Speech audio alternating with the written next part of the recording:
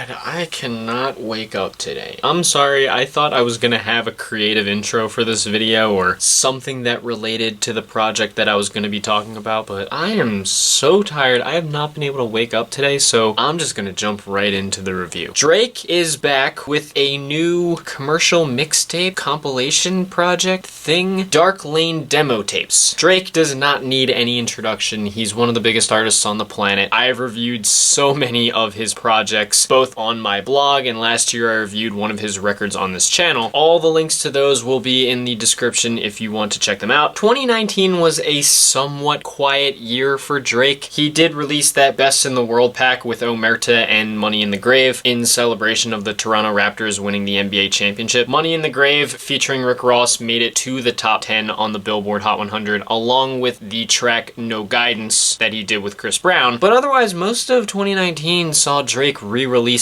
old stuff. Thanks to last year being its 10th anniversary, Drake re-released his very noteworthy So Far Gone mixtape on streaming services, and he also released the Care Package record, which was basically a compilation of loose singles that he had been releasing from Thank Me Later up until about Views. That was a project I reviewed here on this channel, and I actually liked quite a few of the tracks on that record, and it seems that Drake is kind of just continuing that pattern, because this mixtape, if that's what you want to call it, is another selection of loose tracks that were either leaked or sitting on SoundCloud, or in some cases just completely unreleased and therefore brand new. It is not his next studio album though. Drake confirmed in his Instagram post that the next album will be coming out later this year, so if anything it seems like this is more of a holdover. I kind of looked at it like this record is essentially what If You're Reading This It's Too Late was back in 2015, and then the next studio album will be what Views was. Maybe not in terms of quality, but just in terms of how they were released. Again, not every track on here is completely new. The track Desires featuring Future was floating around on SoundCloud for a little bit. War was previously on OVO's Oliver El Khatib's El Kumba Tape Volume 1. When to Say When and the Chicago Freestyle were released as something of like a double single music video thing. And this record is also home to the Billboard Hot 100 #1 single Tootsie Slide, an obvious attempt to gain a TikTok hit. The overall package here is 14 tracks and 49 minutes. Finally, a Drake project that's under an hour. And I was curious to see if this could be his next If You're Reading This It's Too Late, since I consider that his best project, or just to see if Drake was putting out something else to get a few more streams off of stuff that could have just stayed unreleased. And in terms of quality, maybe this is a little bit of column A, a little bit of column B. This probably could have just been released to gain some streams, but I don't think the record's bad. Actually, I quite enjoyed it. And even as someone that considers myself a Drake fan, and someone who likes quite a few Drake projects and songs more than most people do, I did not expect that I would enjoy this thing. As soon as I saw that it was a demo tape, I thought, oh dear God. Because a lot of people talk about Drake being lazy these days, and I figured that by releasing a demo tape, what would happen was he would release a set of lazy songs, everyone would complain about it being lazy because they overblow it and don't realize it's just a demo tape, and then it was just gonna go wrong. But surprisingly, while I'm not sure if that last part is still going to happen, I actually did enjoy quite a bit of what was on here. There are moments all throughout this record where I feel like Drake sounds very hungry, like on the track Deep Pockets that opens up the record, where Drake gets creative and kind of switches up his flows in a lot of interesting ways over a Stetsasonic sampled beat that has this dark, repetitive, somewhat haunting sound that I think accompanies Drake pretty nicely. And then the back-to-back combo of When to Say When and Chicago Freestyle still do hit as well as they did when those two tracks first dropped. The former has a somewhat heavenly instrumental that features Drake spitting about a lot of the personal aspects of his life that have gotten magnified by the media over the last few years, with smooth flows complemented by the vocal samplings behind him, while the latter has a beautifully sung Giveon hook and a somewhat punchier but nevertheless melancholic beat that Drake rides very well with some slowed down flows and a nice pre-chorus that twists Eminem's Superman in a pretty interesting way. The titles are a bit ironic. It's weird that the Chicago Freestyle is called the Freestyle when I would say When to Say When sounds more like a freestyle. But regardless, I think these are both solid emotional hits for Drake, and I really like the track Landed, which had one of the most punchy, exciting beats on the mixtape. Drake's flows and charisma are very nicely on display, and the song as a whole was a pleasant surprise. One of many on this mixtape, and Drake does a lot of singing here, as you would expect. Supposedly a number of these tracks were kind of recorded around the time that he was making Scorpion, so maybe they were side B hits. And there were a few tracks tracks that just genuinely surprised me, not so much for how they sounded, but for how much I enjoyed them. Not You Too, I think, is the biggest example. Given that it has a slow burning instrumental, and with the fact that I wasn't so crazy about No Guidance, I had a feeling that this track, which was another Drake and Chris Brown collab, would fall a little bit flat, but I actually really enjoyed it. I think the synth-heavy instrumental is very twisty. Drake's vocals are a bit understated, but they're still smooth and they sound very nice. And I'm sure much is going to be made about how minimal Chris Brown's appearance is on the song, but I actually don't mind it because sometimes I think Chris Brown's vocals can overdo it a bit, so I'm glad this one didn't really overdo it. I'm glad that it was kind of more of a layer added to the background than a case of him just overdoing it with crazy runs or something like that. And ironically, I actually like Tootsie Slide. I know I probably shouldn't because liking the song seems a bit taboo around these parts, but I like Drake's sing-rap vocals. The beat is bizarrely catchy, and as much as it's just an excuse to get a TikTok hit, I think the song still sticks and actually sounds a little bit better in the context of this project. I know a lot of people have been hating the song, and I kind of see why, but I'm gonna be honest with you, I have heard way worse from Drake, and I will definitely take Tootsie Slide over I'm Upset. Time Flies was another track I didn't think I'd like very much, but I think Drake's sing-rap mix actually flowed nicely against the more bouncy, danceable beat of the song. It feels like a callback to some of Drake's older records, but it's actually still a pretty solid one. Also, did Drake really mention a finsta as a lyric? I'm sorry, that made me laugh harder than it should have when I first heard the song. Of course, there are plenty of detours that I'm not crazy about on this album, and I think Desires is a track that I wasn't that crazy about even when I first heard it. Drake's sung vocals on the chorus were nice, and I think he does have some good flows, but the beat doesn't feel that special until the switch up near the end, and I can't help but feel like the song could have totally done without Future's verse because it feels like he doesn't do all that much to stand out. The record then goes on a bit of a cold streak where I was worried it was going to run out of steam. I personally could have done without the track D4L, as while I like the energetic beat of the song, and I think that Drake, Young Thug, and Future all match it in energy, it does tend to feel a bit too busy at points, and I just wasn't crazy about the repetitive use of What's Hannenin' on the chorus. It just didn't quite work on this song. Then there's Pain 1993, which starts off okay. The beat isn't that special, but Drake's faster triplet flow in the chorus is fine. The verse has a few decent flows, and then Playboy Cardi comes in and just completely ruins the song. The baby voice just sounds so out of place here, and his flow throughout his verse is just painfully repetitive. It's one of the few genuine skips on this project, and even though it was a highly anticipated collab, I don't think it really pans out. And while Losses isn't much of a skip for me, I do think it's a bit repetitive compared to a few other tracks on here, what with its emotional, slowed down instrumental and Drake's very slightly offbeat rapping flow that we've heard plenty of times before. Though I did like that lyric where he says, "It was always you and I without the TI." That was kind of fun. From Florida with Love has a few interesting lyrical moments as well, as Drake reminisces on meeting Kobe Bryant in Lil Wayne's tour bus. And the chorus is a bit catchy, but the beat for this track just feels way too sparse and muddy. I don't think Drake showcases too much charisma or character outside of that chorus, and what little I was able to hear of the beat almost felt reminiscent of something like I'm Upset. If this was supposed to be a Scorpion track, I can safely say that I'm glad it didn't make the cut. Surprisingly, the last few tracks do see Drake trying his hand at some UK drill, but oddly enough, I don't hate these songs as much as I'm sure the rest of the world does. Demons has this pretty epic dramatic beat to it, and while it might sound a bit goofy at first hearing Drake rap with this UK slang and patois, I think he puts up a valiant effort with some of his fast flows on the song. I also think that 5Yo Foreign's verse features some solid charisma, and I really like a lot of the energy from Sosa Geek as well. It's weird because I know that most people probably wouldn't like a song like this. It's probably something they would just kind of clown Drake for and make fun of, but in actuality, it kind of feels like a breath of fresh air on this record, given that it comes after so many songs that just started to feel repetitive to me. Even for as much as people hated the track War, I actually kind of liked it. The beat's minimal, but for the better, and while Drake's faux British accent is, again, a bit goofy, I think he flows well on what feels like a bit of a freestyle, and there's a few interesting ideas lyrically, like how he dives into his reconciliation with The Weeknd after their supposed beef. It shouldn't work, but it's a track that's honestly grown on me, and I quite like it. Overall, I'm actually kind of digging this project. Sure, that could be the fact that I like Drake's music a bit more than some others do, but this is a decent collection of demos. I will say you have to take it for what it is and not go into it expecting Drake to give you another record record that's quality-wise on the same level of Take Care, or if you're reading this, it's too late. But for what's essentially another collection of loose tracks, there are some good things going on here. A few pleasant surprises, some tracks that see Drake sounding hungry, and enough variation to make the mixtape feel breezy, yet still fulfilling. It's not one of Drake's best projects by far, but honestly, I didn't really expect it to be. Being a series of demos, I didn't think we were going to be getting a record like If You're Reading This, It's Too Late, even if their release trajectories in the context of Drake's records are fairly similar, like I had said earlier. I was just hoping it would deliver a few good highlights for Drake, and it definitely did that. It does threaten to run out of steam near the end and feel a little bit too one-note, but for what it is, it's a fine side project for Drake. I do, of course, hope that he comes bigger and better on the next album, and given that he managed to keep this project under an hour, I honestly hope that we get something as concise and lean as this when Drake drops his 6th studio album later this year. I know it's kind of wishful thinking because Drake always makes his records way longer than an hour, but a kid can dream, can he? My favorite tracks on this record were Deep Pockets, When to Say When, Chicago Freestyle, Not You Too, Tootsie Slide, Time Flies, Landed, Demons, and War, and my least favorite tracks would be Pain 1993 and From Florida with Love. Overall, on my rating scale, I'm not sure if this is going to be an unpopular opinion or not, but Drake's Dark Lane demo tape is going to get a good rating from me. Again, not one of the best things that I've heard from Drake, but for what's basically a B-sides collection, I think it's pretty nice. Don't go into it expecting that it's going to be Drake in his tippy-top form, but if you take it for what it is as a demo project, you might get some enjoyment out of it, I would say. But that's just my opinion on this project. What did you guys think of it? Did you like it as much as, if not more than I did? Are you firmly in the Drake hate camp and you really did not get this? And I guess I could ask this because Drake is so polarizing and because his music tends to be so polarizing. What do you think Drake needs to do with his upcoming 6th studio album to make it his best possible work? What kind of things do you think Drake needs to do musically, lyrically, to make this next album his best possible project? I already have some ideas as to what I think people will say, but I'm still interested regardless, so leave your thoughts down in the comments section. Let's keep this civil and have some fun as we like to do. If you guys want to hit like and subscribe, thank you. If not, it's no big deal. I totally understand. As for what's next, I am seeing that next week is supposed to be Nav's new album, and even if I haven't been crazy about his discography up to this point, I will still listen to it to see if he has shown any improvement here. I believe there's another album coming out next week that I'm kind of interested in. I think I've heard Haley Steinfeld is releasing. There is a chance I may end up looking at both of those albums, so stay tuned for that. But until then, thank you guys for watching. I hope you enjoyed, and I will see you in the next video.